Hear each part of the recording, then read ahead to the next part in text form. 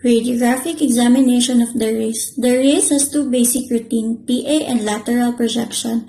In this procedure, we can demonstrate fractures of the distal radius or ulna or isolated fractures of radial or ulnar styloid processes, as well as fractures of the individual carpal bones are demonstrated. Some pathologic processes such as osteomyelitis and arthritis can be demonstrated.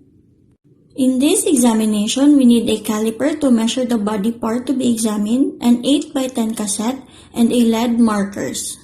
PA projection. First, we must measure the part to be examined to get the accurate technical factor.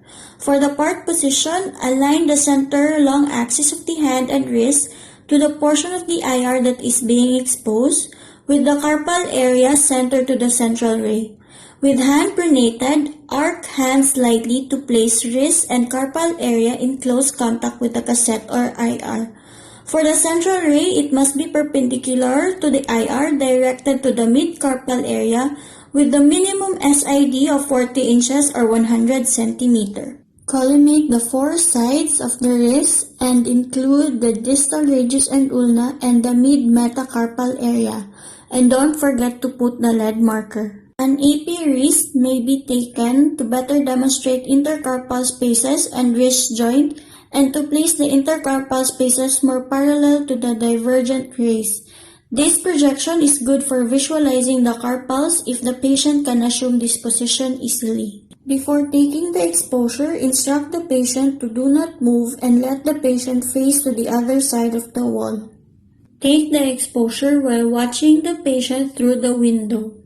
After exposure, explain to the patient that you are going to process the film you have taken.